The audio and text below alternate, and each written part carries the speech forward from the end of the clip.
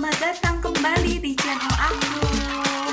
Terima kasih buat kalian yang sudah mengklik video ini. Semoga video ini bermanfaat dan kalian bisa share ke teman, saudara, keluarga kalian. Terus jangan lupa like, dan yang belum subscribe jangan lupa subscribe video ini. Terus klik loncengnya biar kalian tahu ada updatean video-video terbaru ya. Oke, selamat.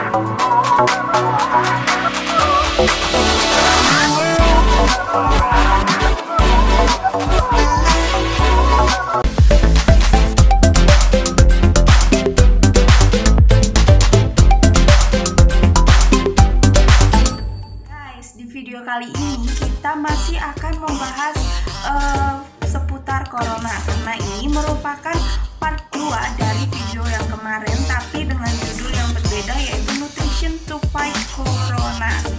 Jadi di video kali ini kita akan membahas salah satu pencegahannya, yaitu pencegahan yang kemarin kan kita bahas tentang makan makanan yang bergizi dan tidur yang cukup. Jadi kita akan membahas soal itu dan lebih banyak ke makanan-makanan yang bagus atau yang berguna untuk melawan virus corona itu sendiri.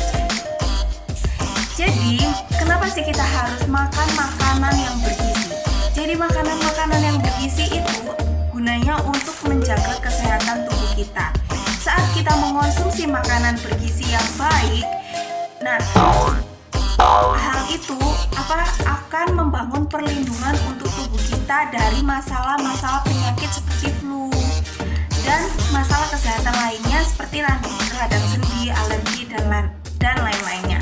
Nah, meskipun makanan bukan sepenuhnya sebagai penangkal infeksi virus, tapi dengan gizi yang baik, sistem kekebalan tubuh akan lebih kuat sehingga akan memberikan perlindungan ekstra bagi tubuh kita untuk melawan virus-virus tersebut, termasuk virus corona. Jadi kita harus fokus untuk mengonsumsi makan makanan yang bergizi seimbang. Terus kita harus lakukan tetap perilaku hidup yang sehat, yaitu dengan jaga kebersihan dengan melakukan cuci tangan.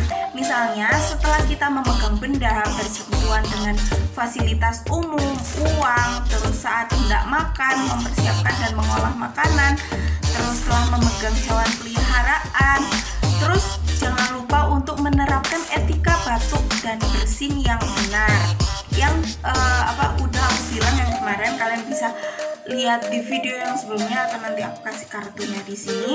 Terus jangan lupa gunakan masker kain bila ada keperluan mendesak untuk keluar rumah. Oke. Nah, terus selanjutnya yaitu adalah tidur yang cukup. Kenapa sih Kak kita harus tidur yang cukup? Nah, tidur yang cukup ini sangat penting untuk menjaga sistem kekebalan tubuh kita. Tidur itu membantu sel T untuk melakukan fungsinya. Nah, sel T ini adalah kelompok sel darah putih yang ada dalam tubuh kita dan berperan pada kekebalan tubuh sebagai antibodi. Dan sel T bekerja menyerang virus. Nah, jadi jika kita kurang tidur, sel T itu akan berkurang dan akan sulit gitu loh melawan virus. Jadi tidur yang cukup itu sebaiknya 7-9 jam per harinya. Jadi gengs, kalian jangan panik dan dianjurkan untuk selalu merasa senang. Jadi jangan stres-stres, karena stres dapat menimbulkan menurunnya kekebalan tubuh kita. Jadi kita harus tetap aktif. Misalnya kita work at home, study at home, terus kita tiduran rebahan, jangan kita harus beraktivitas fisik, berolahraga kan. Bisa lihat di YouTube, kita bisa berolahraga sendiri di rumah kan, banyak banget sendiri dulu. Terus kita harus tahu status gizi tubuh kita atau IMT, indeks massa tubuh kita masing-masing. Kenapa sih kita harus tahu indeks massa tubuh masing-masing? Karena jika kita indeks massa tubuh kita kurang atau status gizi kurang, pertahanan tubuh kita menjadi lemah, terus kita bisa mudah terinfeksi. Terus jika kita indeks massa tubuhnya lebih ataupun obes ataupun kegemukan, itu bisa menyebabkan peradangan berlebihan, terus bisa menjadi rentan infeksi dan bisa beresiko komplikasi sehingga menyebabkan penyakit lebih parah. Jadi kita harus tahu nih gengs, status gizi kita itu apa, terus caranya gimana agar kita tahu hitung status gizi ini. Nah, ini nanti akan aku tampilin di sini tabelnya, yaitu cara menghitung status gizi. Terus ada kategorinya di sini. Jadi gampang banget kok gengs ngitungnya.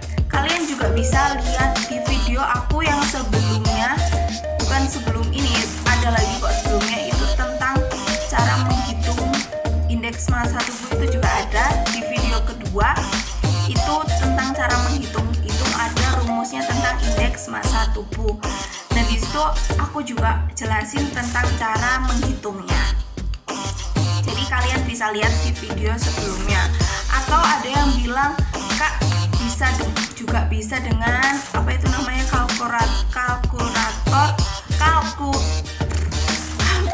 kalkulator indeks massa tubuh, itu BMI kalau nggak salah sih itu bisa juga dengan itu. Kalau nggak mau ribet-ribet kita hitung, tapi kalau mau yang lebih cara manualnya bisa pakai rumus yang aku tampilin dan juga bisa sesuaiin kategorinya.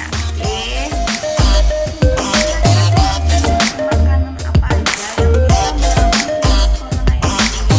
Nah, salah satunya adalah vitamin A. Vitamin A dapat membantu mengatur sistem kekebalan tubuh dan sebagai pelindung terhadap berbagai infeksi dengan cara menjaga permukaan kulit dan jaringan mulut, lambung, usus, dan sistem pernapasan agar tetap sehat. Nah, terus ada vitamin C. Vitamin C ini membantu melindungi kita dari infeksi dengan cara merangsang pembentukan antibodi dan meningkatkan kekebalan tubuh. Terus ada vitamin E. Vitamin E ini berfungsi sebagai antioksidan, sehingga tugasnya ini menetralkan radikal bebas yang ada di dalam tubuh kita dan dapat meningkatkan fungsi kekebalan tubuh. Terus ada juga seng. Seng atau zinc ini tugasnya adalah membantu sistem kekebalan tubuh agar dapat bekerja dengan lebih baik dan dapat membantu menyembuhkan luka. Terus ada kandungan gizi lainnya seperti vitamin B, C, dan juga vitamin D, terus asam lemak omega 3 seperti EPA dan DHA, terus selenium, terus tembaga dan besi. Nah, ini memiliki manfaat. Salah satunya adalah mempengaruhi respon imun dan terdapat dalam makanan yang sehat.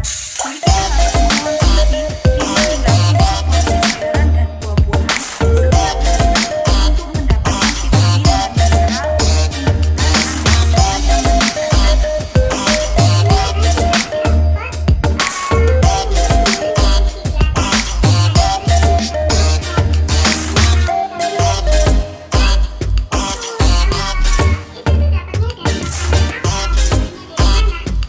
Nah, kalau vitamin A kalian pasti udah tahu dan mungkin banyak yang udah mengonsumsinya, yaitu bisa didapatkan di wortel, ubi jalar, terus brokoli, bayam, paprika merah, aprikot, telur, atau makanan yang diberi label vitamin A yang diperkaya seperti susu atau sereal. Terus ada lagi minyak ikan, hati ayam, mentega, cabai merah, terus kangkung dan labu kuning. Nah, ini juga ada catatannya nih. Suplementasi vitamin A kadang-kadang dapat meningkatkan keparahan pneumonia. Jadi kita harus perlu hati-hati dalam pemberian suplemen vitamin A selama infeksi aktif. Nah, terus kalau vitamin C, pastinya kalian udah tahu kan kalau vitamin C ini bisa didapatkan dari mana. Nah, vitamin C ini bisa didapatkan dari buah-buahan seperti jeruk Medan, jeruk Bali, jeruk keprok, terus ada paprika merah, pepaya, terus strawberry, jambu biji, kiwi, terus lemon, brokoli, tomat dan buah-buahan lainnya. Nah, jeruk sumber vitamin C itu bisa kalian dapatkan dari situ. Terus kalian juga bisa mendapatkan vitamin E itu dari biji bunga matahari, minyak-minyakan seperti minyak sayur, minyak bunga matahari, terus almond, minyak jagung, minyak kacang kedelai, terus minyak canola, minyak kelapa sawit, margarin, minyak zaitun, minyak kacang tanah, dan kacang-kacangan yang lainnya atau kacang hijau, sayuran hijau. Kalian bisa mendapatkan vitamin E dari situ. Terus ada lagi yaitu sumber folat atau B9.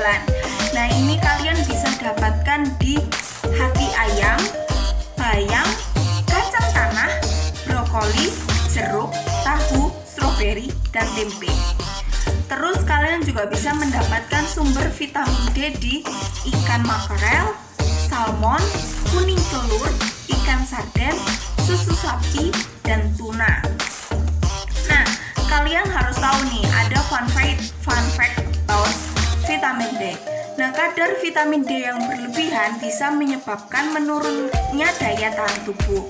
Nah, selain di makanan, kita bisa mendapatkan vitamin D dari matahari dengan cara berjemur pada jam 9 pagi selama 25 menit atau antara pada jam 11 sampai jam 1 siang selama 7,5 menit.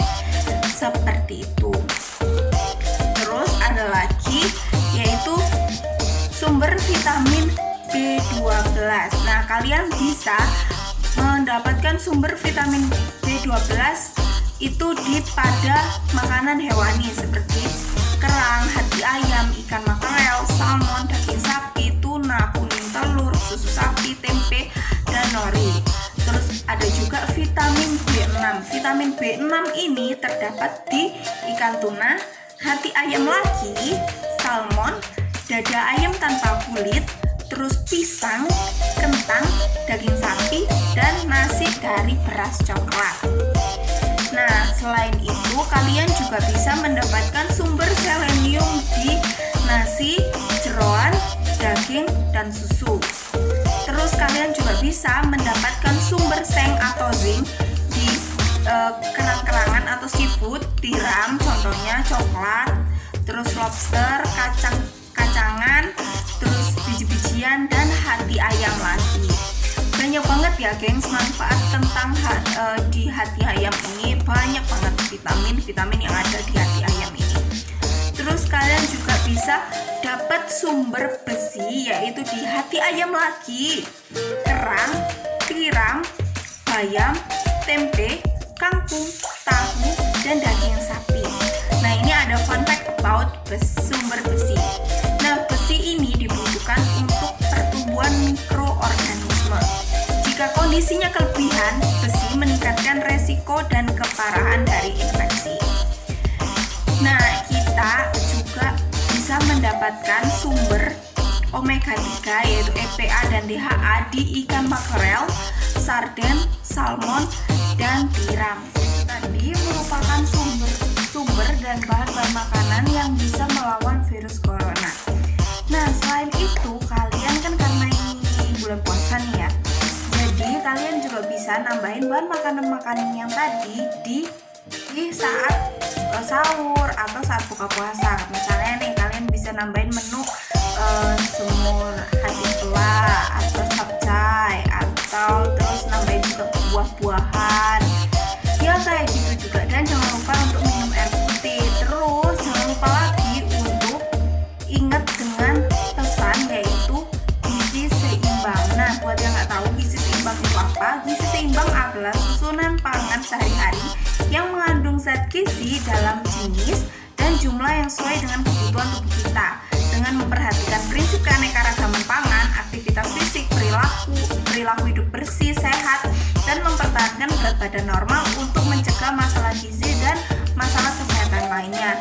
Nah, jangan lupa untuk lihat tumpeng gizi seimbang nih. Nah, di situ kan juga ada untuk porsi-porsinya tuh. Nah, kalau yang lebih jelasnya kalian bisa lihat di video aku yang kedua, oke? Terus, nah dari segi nutrition juga aku bisa rekomendasiin untuk tetap menjaga IMT atau indeks massa tubuh kalian untuk tetap normal. Terus mengkonsumsi makanan yang beraneka ragam dengan pedoman yaitu gizi seimbang. Terus hindari mengkonsumsi suplemen yang berlebihan. Terus kita harus ingat yang namanya juga food safety atau keamanan pangan dalam mengolah makanan, dalam memasak dan lain-lainnya. Nah, salah satu food safety yang harus kita ingat adalah menggunakan telunan dan pisau berbeda untuk bahan makanan matang dan mentah. Terus yang kedua adalah cuci tangan sebelum dan sesudah menghandling makanan mentah dan masak. Tadi kan aku udah bilang untuk selain tidur yang cukup, terus makan makanan yang bergizi dan menjaga kebersihan. Nah, salah satunya dengan mencuci tangan. Nah, aku mau ingetin lagi karena yang dari video part satunya untuk mencuci tangan juga. Nah, di video yang keduanya aku juga mau ingetin lagi untuk kapan sih kita harus perlu untuk mencuci tangan. Nah, kita harus mencuci tangan pada saat setelah kita batuk atau bersin. Yang pertama dan yang kedua adalah saat kita menangani orang sakit atau setelah kita menangani orang sakit kita harus mencuci tangan. Terus sebelum dan sesudah kita menyiapkan makanan. Setelah makan dan sebelum makan kita harus mencuci tangan. Kelima, setelah menggunakan toilet, kita pipis, kita buang air besar, kita harus mencuci tangan. Nah, jika tangan kita kotor, itu pasti kita harus mencuci tangan. Terus setelah bermain dengan hewan peliharaan, kita harus mencuci tangan. Dan setelah memegang uang, setelah kita pergi dari luar, setelah saat kerja pun, pulang dari kerja pun kita harus mencuci tangan. Itu tadi info tentang cara kita untuk melawan virus corona lewat makanan-makanan. Nah, jadi aku mau ingetin lagi supaya kalian makan makanan yang bergizi, terus olahraga yang teratur, minum air putih 8 gelas per hari, memantau berat badan, dan yang paling penting adalah mencuci tangan dengan air dan sabun. Tapi saat saat mendesak kita bisa menggunakan hand sanitizer gitu. Nah, mencuci tangannya dengan waktu 20 detik ya, 20 detik. Dan yang paling penting adalah selain mencuci tangan adalah meminta perlindungan sama Tuhan. Jadi jangan lupa untuk berdoa. Dan lebih lagi kita juga harus berdoa buat Indonesia. Semoga Indonesia ini bisa pulih lagi seperti biasa, normal lagi, dan bisa terbebas dari virus corona ini gitu gengs. Jadi aku mau ingetin lagi, jangan panik, jangan melakukan hal-hal yang sangat-sangat merugikan orang lain seperti panic buying dan lain-lain. Terus jangan lupa untuk ikuti saran pemerintah yaitu study at home, terus work from home. Jadi stay at home, jadi stay di rumah dulu, jangan kemana-mana. Dan buat yang bekerja, jangan lupa untuk menjaga jarak sekitar 1-2 meter. Terus pokoknya jaga kesehatan, terus makan makanan yang bergizi, pokoknya sesuai sama pedoman gizi seimbang. Olahraga, istirahat yang cukup, terus minum air putih, dan sehat selalu. Bye-bye.